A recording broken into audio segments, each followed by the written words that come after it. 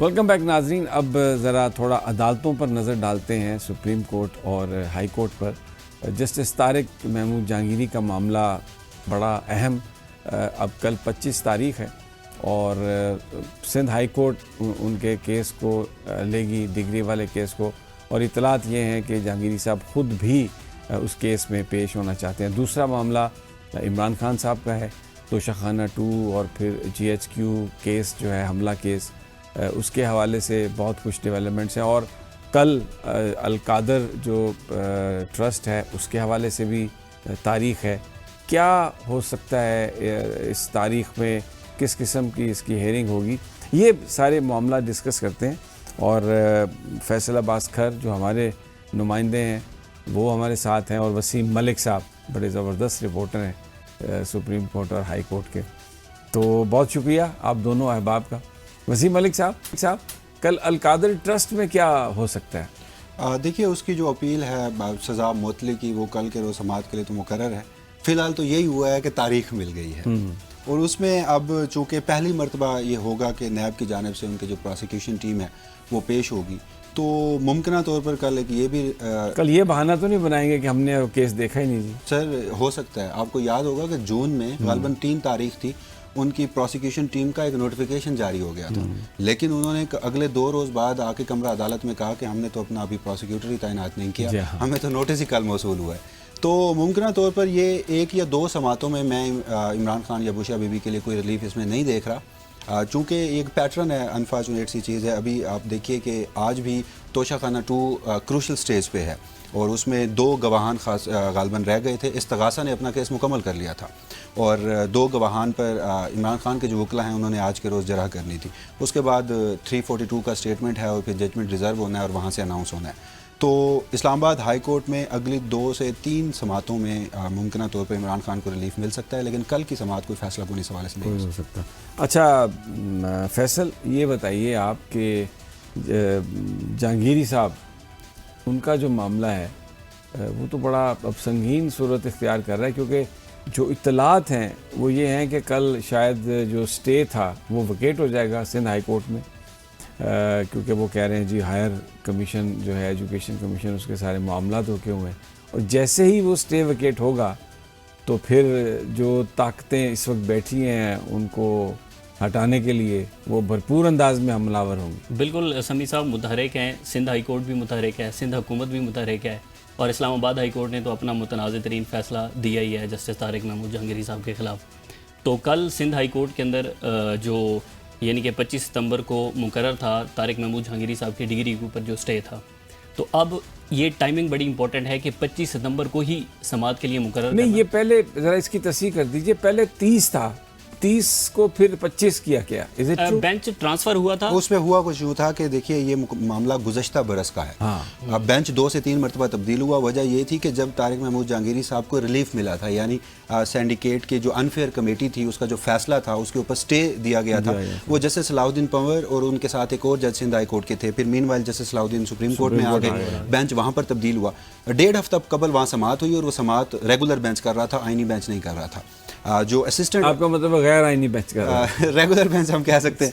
तो assistant attorney general जो हैं वफाकी हुकूमत के अदालत में नुमाइंदे हैं, उन्होंने वहाँ पर कहा कि ये आपका केस ही नहीं है, ये आइनी बेंच सुन सकता है। तो जज खासे बरम हुए कि हर तरह का मुकदमा आइनी बेंच में जाएगा।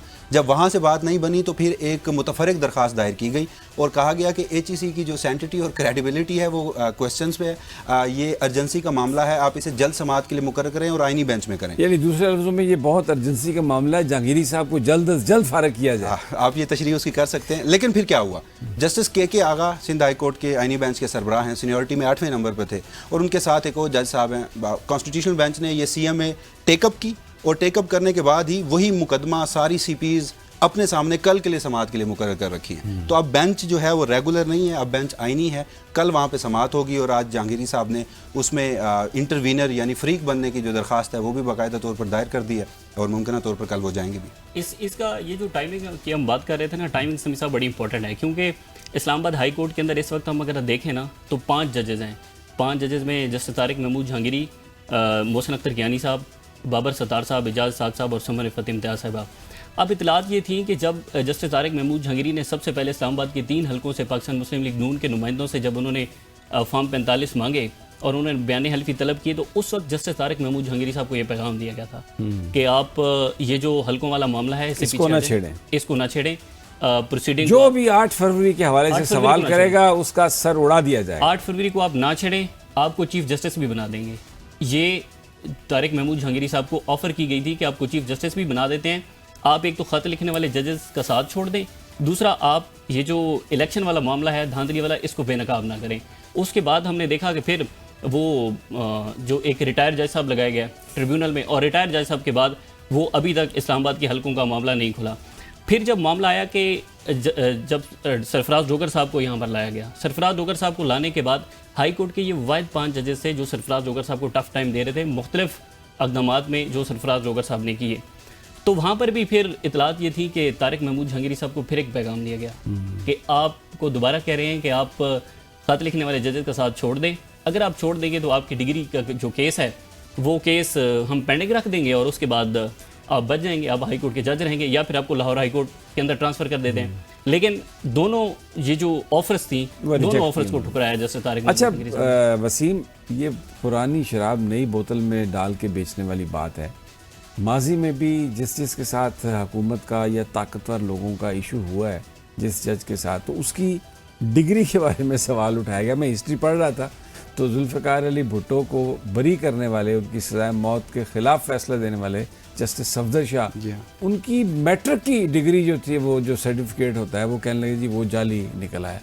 अब आप देखें सुप्रीम कोर्ट में बैठा हुआ है जज, सारी ज़िंदगी गुजार दी और जैसे ही उसने फ़ैसला दिया तो वो आ गया जी कि जनाब ये तो ये भी कुछ ऐसा ही कहानी नहीं लगती। 1992 की जस्टिस जहांगीरी की डिग्री है, 32 साल आप काउंट कर लें, तो 2024 में जब ये मामला इनिशिएट हुआ तो 32 साल बाद ख्याल आया। नहीं, इससे पहले वो कई इंपॉर्टेंट जगहों देखिए जब वो इस्लामाबाद हाई कोर्ट के मैं बता देता हूँ आपको, सबसे पहले वो वकील रहे हैं, उसके बाद वो डिप्टी प्रोसिक्यूटर रहे हैं, उसके बाद वो डिप्टी अटॉर्नी जनरल रहे हैं, उसके बाद एडवोकेट जनरल इस्लामाबाद रहे हैं, एडवोकेट जनरल इस्लामाबाद के बाद वो इस्लामाबाद हाई कोर्ट के जज बने।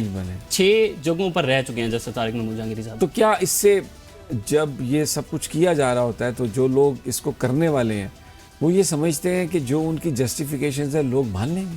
अच्छा, इसमें ना एक दिलचस्प फैसला आज के रोज सुप्रीम कोर्ट से आया है। केस तो ये नहीं है, मंदोखेल साहब ने आप उसका जिक्र किया 11 पेजेस का। एग्जैक्टली। अब उसमें क्या है, जस्टिस डोगर साहब ने रिट में जाकर जस्टिस जहांगीरी से जुडिशल पावर्स वापस ले ली। अब इस आज जो फैसला आया इसका पस मंजर दिलचस्प है। आईनी बेंच सुप्रीम कोर्ट में बना, इस रवां साल जनवरी के महीने में जस्टिस मंसूर अली शाह और आईनी बेंच के दरमियान एक तनाज़ा आया इख्तियारात का। उन्होंने कंटेम्प्ट के लिए सजेशन दे दी चीफ जस्टिस के खिलाफ भी, दीगर जजेस के खिलाफ भी, और नज़र अब्बास जो उस वक्त गालिबन एडिशनल रजिस्ट्रार थे। उसके ऊपर एक 6 रुकनी बेंच बनता है। जस्टिस मंदोखेल आज फैसले में लिखते हैं और वाज़े तौर पर वो लिखते हैं, आइन के आर्टिकल 199 का हवाला भी देते हैं। और इस केस में, ये तो सुप्रीम कोर्ट का केस था ना, हाई कोर्ट के किसी जज का सवाल नहीं था, लेकिन उन्होंने आज अपने फैसले में वाज़े तौर पर लिखा, सुप्रीम कोर्ट का जज हो या फिर हाई कोर्ट का जज हो, रिट उसके खिलाफ जारी नहीं की जा सकती। जज अपने साथी जजेस को जवाब दे नहीं है और साथी जजेस अपनी ही अदालत के जज के खिलाफ कोई कार्रवाई नहीं कर सकते। वो कहते हैं कि ये एक मुसल्लमा असूल है जो कि एक हकीकत है और इस पर सब इत्तफाक करते हैं। और साथ उन्होंने कहा कि ये सिर्फ सुप्रीम जुडिशल काउंसिल का मामला है, लेकिन मीनवाइल हम देख चुके थे कि जुडिशल पावर्स जो हैं वो वापस ले रही है। अच्छा जी, स्टेट के कुछ वकील हैं वो डिनाई कर रहे हैं इसको कि जस्टिस तारिक महमूद जहांगीरी साहब के खिलाफ जिस तरह से सरफराज डोगर साहब और आजम खान ने फैसला दिया है, तो वो स्टेट के वकील भी उसको डिफेंड नहीं कर रहे, क्योंकि अदालत में ना ही तो कोई लॉ पॉइंट डिस्कस हुआ है, ना ही अदालत के अंदर कोई ऐसी जूरिस्प्रूडेंस डिस्कस हुई है, ना ही जस्टिस तारिक महमूद जहांगीरी का मेन मामला जूरिस्प्रूडेंस और कानून का तो है ही नहीं। ये तो बस शक्ल अच्छी नहीं लगती आपकी, जिस तरह वो मैं सुन रहा था रात, ट्रंप कह रहा था यूनाइटेड नेशन में कि मैं जिनको पसंद नहीं करता बस उनके साथ काम नहीं करता, आई डोंट लाइक। तो यहाँ पर भी मुझे कुछ ऐसी कहानी लग रही है, जो वो बात कर रहे हैं वो बात अच्छी नहीं लग रही। कानून की बात कर रहे हैं, आइन की बात कर रहे हैं, इलेक्शन के वो जो 8 फरवरी के मामला को खोलने की बात कर रहे थे, तो शायद वो उनको पसंद नहीं आई। नहीं, आप सर माजरत के साथ थोड़ा सा इसकी बुनियाद में जाए ना आप। अगस्त 2024 इस्लामिया लॉ कॉलेज है कराची का, जहाँ से जहांगीरी साहब ने डिग्री हासिल की। वो अपने 4 स्टूडेंट जो कि एफिलिएटेड है कराची यूनिवर्सिटी से, वो अपने 4 स्टूडेंट्स के लिए कहता है कि इनकी डिग्री को ज़रा छानबीन करें आप। वो कराची यूनिवर्सिटी को लिखता है। कराची यूनिवर्सिटी के सामने उन 4 में से जस्टिस जहांगीरी का नाम नहीं होता। Karachi university at its own justice Jahangiri के मामले पर नोटिस लेती है और उस पर एक अनफेयर मीन्स की कमेटी बनाती है।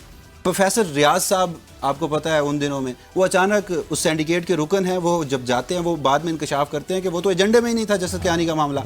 और फिर होता क्या है कि वो उनकी समझ नहीं आती वो कहाँ गए हैं, उनकी बीवी उनको ढूंढ रही है, उनके अजीज़ उनको ढूंढ रहे हैं। फिर जब मामला बहुत ज़्यादा हाईलाइट होता है तो फिर एक SHO उनकी गिरफ्तारी डालता है और फिर वो वहाँ से बरामद होते हैं और वो आकर कहते हैं कि ये वो फिर सारी कहानी बताते हैं और पर्दा उठाते हैं जिससे लोगों को पता चलता है। अच्छा, वक्त बहुत कम है, आखिरी सवाल, ये जो पिछले 3-4 दिनों में ऐसा लगा था कि वकला जो हैं वो निकल आए और पता नहीं क्या कुछ हो जाएगा, लेकिन वो तो वाजिद गिलानी साहब ने मुझे लगता है सबको ठंडा कर दिया, वो दहशतगर्दी का पर्चा दर्ज करवा के। क्या सूरत हाल है? देखिए, उसमें जो कुछ वकला का एक तबका था, ईमान मज़ारी साहबा और दीगर का, उन्होंने तो जस्टिस तारिक महमूद जहांगीरी साहब के साथ इज़हार यकजहती के लिए उन्होंने अपना वो प्रोटेस्ट रखा। लेकिन समी साहब, इसमें एक बात इंपॉर्टेंट सामने आई है कि उस दिन चूँकि तोशाखाना 2 केस की बरियत की दरख्वास्तें भी इस्लामाबाद हाई कोर्ट में समाअत के लिए मुकर्रर थी और तहरीक इंसाफ के वकला की बड़ी तादाद वहाँ पर आई हुई थी। तो बेसिकली जो ईमान मज़ारी साहबा जो प्रोटेस्ट करना चाह रही थी यंग लॉयर फोरम के प्लेटफॉर्म से, तो तहरीक इंसाफ के वकला ने जो वाजिद अली गिलानी के साथ जो कुछ उनके तनाज़ात हुए तो उसमें एक डैमेज हुआ है। जो यंग लॉयर फोरम जिस तरह से निकल रहे थे, यंग लॉयर फोरम के जितने मेंबर जिस तरह से निकल रहे थे, उनका असल जो मकसद था वो तारिक महमूद जहांगीरी साहब की डिग्री नहीं, लेकिन वाजिद गिलानी साहब तो फुटेजेस में नजर आ रहा है, he was the one who created all the situation. बिल्कुल, उसमें PTI के वकला ने क्या किया?